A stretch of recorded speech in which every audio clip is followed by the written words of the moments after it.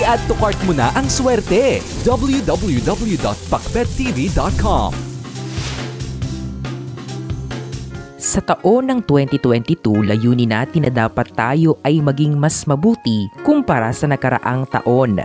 Sa ganitong paraan, makakamit natin ang ating mga hangarin sa buhay. May mga iba't ibang gabay kapakbet upang matupad ito.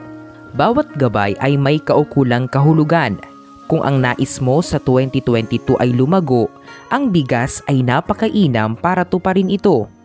Sinisimbolo ng bigas sa feng shui ang paglago, yaman, swerte, at mabuting kalusugan. Kaya pinapayo na gumawa ng espesyal na pagpapahalaga rito upang hindi malas ang kapalit.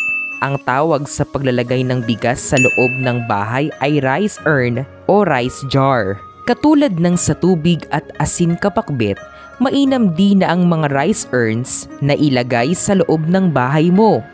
Kaya naman ngayon, ibibigay ko sa inyo ang mga nararapat na gabay upang gawin ito at ano-ano ang mga bagay na makakatulong upang mapalakas ang dala nitong swerte sa buhay at sa bahay mo.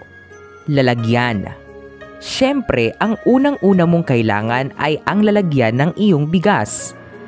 Pwede itong jar, container o urn mga kapakbet. Pero ang tradisyonal na ginagamit ng mga Chinese ay ang urn. Ang dapat mong tatandaan ay ang material na ginamit sa lalagyan ng bigas mo. Kinakailangan na dapat ito ay hindi gawa sa plastik dahil kaakibat ng plastik ang elemento ng apoy. Ibig sabihin, masusunog lamang ang dala nitong swerte. Ang pinakamainam na elemento para sa lalagyan mo kapakbet ay ang earth element. Dapat gawa sa ceramic o porcelain ang lalagyan mo. Takip. Kung maglalagay ka ng rice urn sa bahay mo, dapat ito ay laging nakatakip. Lapitin ang bigas sa mga insekto kaya dapat lagi itong nakatakip at para maiwasan din itong mabasa. Di ba ang simbolo ng rice urn ay yaman? Hindi kaaya-aya na wala itong takip dahil lalabas lamang ang yaman na dala nito. Siyempre ayaw natin na lumalabas ang ating yaman, kaya siguraduhin nakatakip lagi mga kapakbet. Panatilihing puno ang rice urn. Sabi nila, masama ang kulang at masama rin ang sobra. Dapat nasa balanse lamang ito. Para sa ating rice urn, hindi swerte ang mga rice urn na walang laman. Swerte ang may laman mga kapakbet. Panatilihing puno ang iyong rice urn para hindi ka maubusan ng swerte at yaman. At sa ganitong paraan, lalago ka sa 2022. Bawal ang lalagyan na sira.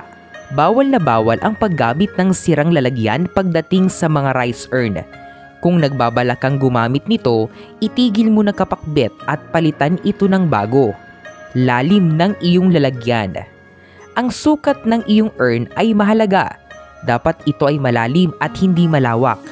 Kapag malalim, kinakatawan nito ang malalim na bulsa na ang ibig sabihin ay marami kang yaman na mailalagay. Tamang lokasyon nito sa bahay. Hindi kasabik-sabik na ang iyong rice urn ay nakalagay sa lugar ng iyong bahay na kung saan mabilis makita sa labas. Ibig sabihin, huwag itapat sa mga pintuan dahil agad-agad itong nakikita. Lalabas ang yaman at swerte nito mga kapakbet. Pinapayo na ilagay ang iyong rice urn sa mga cabinet pero dapat ito ay nakikita mo pa rin araw-araw sa loob ng bahay mo. Iwasang katukin. Bawal maistorbo ang mga rice urn. Halimbawa ay ang pagkakatok o pagyugyug nito. Kapag ginawa mo ito, malas ang dala ng iyong rice urn imbis na swerte, yaman at paglago. Dapat ito ay nakalagay ng matayog at hindi matutumba. Lagyan ng Chinese coins. Maganda ang paglalagay ng mga item na ang simbolo ay yaman at swerte. Dahil sa ganitong paraan, lalakas ang dalang swerte at yaman ng iyong rice urn. Halimbawa ay ang paglalagay ng mga Chinese coins. Ilagay mo ang iyong 3 Chinese coins sa isang pulang envelope at ilibing sa pinakailalim ng iyong rice urn. Katulad ng sa tubig at asin mga kapakbet, ang paglalagay ng rice urn sa loob ng bahay ay nagbibigay ng swerte at yaman. At sa kadahilan ng ito, lalago ang iyong buhay lalo na sa taon ng 2022. Mainam at subok na kung gusto mong umayos at lumago ang iyong buhay. Simulan mo sa iyong bahay.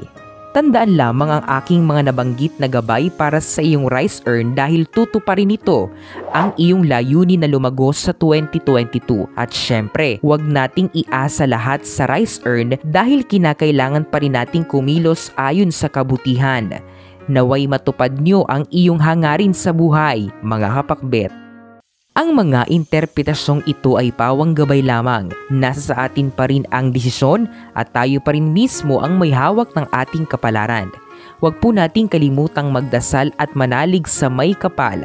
Hinding-hindi niya po tayo pababayaan. Huwag kalimutang mag-subscribe, i-like at i-share ang videong ito sa inyong kapamilya at kaibigan. Maraming salamat sa panonood mga kapakbet.